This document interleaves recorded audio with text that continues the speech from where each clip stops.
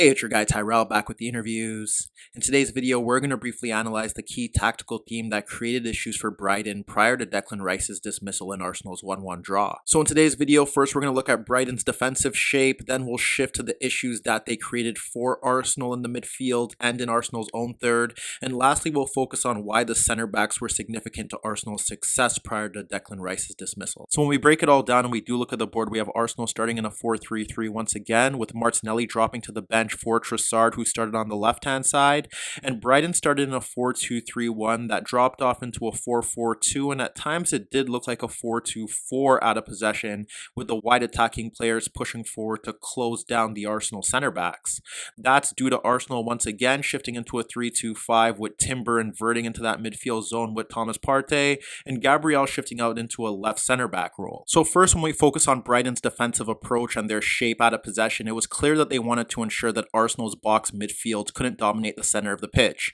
They got help from the front two, who were blocking off the passing lanes in towards Timber and Thomas Partey, and then the deeper central midfielders would track the movement of Rice and Odegaard. It helps that the wider players were tucking into very narrow positions and that midfield bank of four was compact. And when you focus on Arsenal's shape, when the ball was rotated out towards White or Gabriel, then that's when you would see the wider players shooting out to close them down. There were times where Saliba would get on the ball and you could see either Joao Pedro or Welbeck looking to step forward to close him down, and they would block off the passing lane in towards Timber or Thomas Partey depending on who they were marking. And in most situations they were blocking off the passing lane in towards Thomas Partey, who was looking to get on the ball, and there you would also receive help from the central midfielder who was supposed to be closing down Odegaard, stepping towards Thomas Partey, and that's where you would see Dunk stepping forward to apply pressure on Odegaard. In the past, we've witnessed manners in which Odegaard and Declan Rice have looked to overcome this threat by shifting out into wider areas or pushing into vertical positions higher up the pitch to free up space out in the wider areas.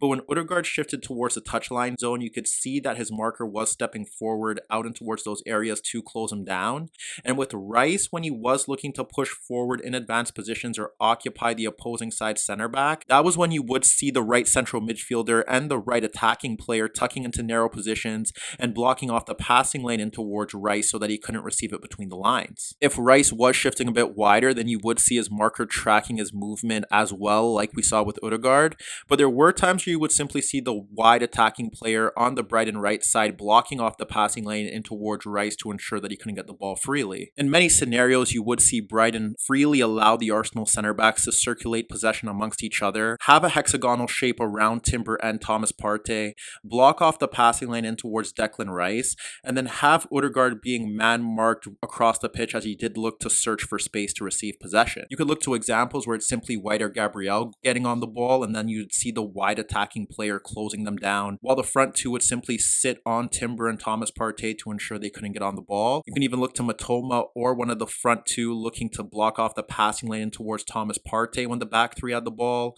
while the other central attacking player would sit on Timber, and then you could see the deeper midfielders looking to push forward if the center backs would pick up Rice or Odegaard as the free man. There were even scenarios where Thomas Partey was dropping in towards his own defensive line to get on the ball, but then they were disciplined in the sense that they would have one player push out to Thomas Partey, the other sitting on Timber, the wide players tucking in narrow to keep their shape compact, Odegaard being blocked out of the game, and Rice's passing lane simply being blocked off as well. In the opening minute, you witnessed Arsenal lose possession through this Brighton shape as you had Thomas Partey dropping in towards the defensive bank but being closed down, Odegaard shifting wide but being followed, Rice being closed down, and Timber finding a bit of space in that midfield zone. But when Thomas Partey played the ball in towards him, you could instantly see him being swarmed by his initial marker, and then you had the central midfielder and Matoma closing down Timber as well. They swarmed him and they were able to win possession in the center circle. And minutes later, there was a time where Arsenal had a near scare in their own third where Saliba was being closed down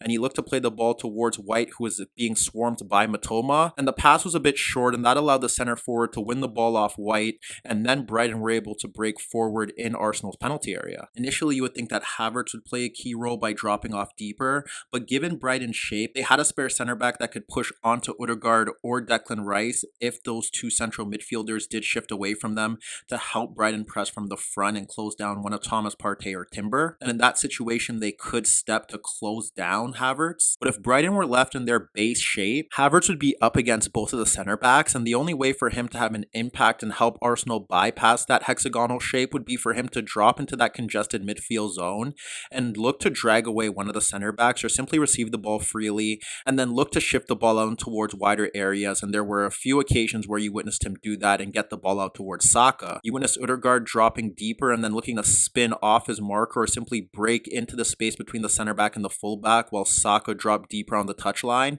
and he was able to receive the ball in that zone, but that didn't manifest into much. On the left-hand side with Timber inverting, there was minimal combination play between Rice and Trossard down that left-hand side, and simply they were really ineffective. And when Trossard attempted to go 1v1 without support or Rice being blocked out, he simply struggled to get the better of his markers. In the early stages of that first half, it seemed like Arsenal would be able to rely on the movement and positional play from their right-hand side, with Saka getting into 1v1s due to Odegaard pushing towards the edge of the box and White making overlapping runs. And on the occasion where he did combine with Odegaard with White making an overlapping run, Odegaard was able to find Saka and take out 4 defenders, but Saka was unable to beat the keeper from point-blank range. Ultimately, the key to Arsenal's success here stemmed through the productivity from their center backs and David Raya, as the back three and the goalkeeper had a bit more time on the ball, and it was the Arsenal goalkeeper in particular that was looking to play long balls over the top. And even though Kai Havertz wasn't capable of combining with his teammates in every scenario,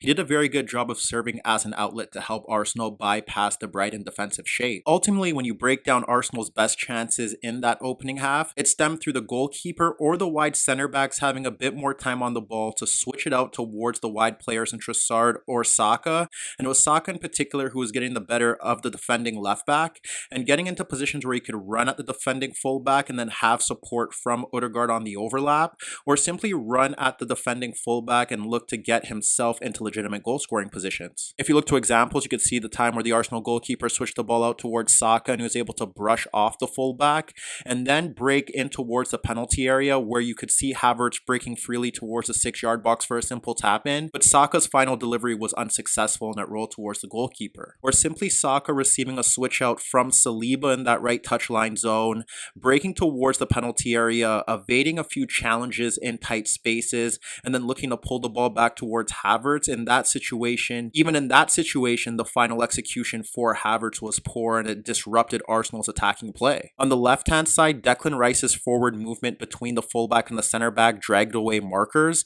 and because the midfield bank was so narrow, you could have White switching out the ball towards Trossard or Gabriel playing long balls over the top. When White shifted out the ball towards Trossard with a great crossfield pass because Matoma didn't close him down, what you witnessed there was that Trossard was able to take 2 touches towards the penalty area, and before he was closed down, he located runs towards the box and he located Odegaard's late unmarked run, but when he played the ball towards Odegaard, he failed to beat the goalkeeper from point-blank range. And then in the latter minutes of that first half, it was Gabriel playing the ball over the top, and it was Trossard breaking freely towards left half space. He had a 2v1 against Veltman, was able to drag the ball across the defender, and before he was closed down, he fired a tame effort at the keeper. And there was no surprise that although they didn't take the lead from that manner, it stemmed from a hopeful hoof down the field towards Saka that Dunk misjudged, and it allowed Saka to pinpoint Havertz making a free run into space, and from there with the goalkeeper off his line, Havertz finished coolly. So as you can see, although it's clear Arteta will have to solve Arsenal's build-up dilemma over the international break,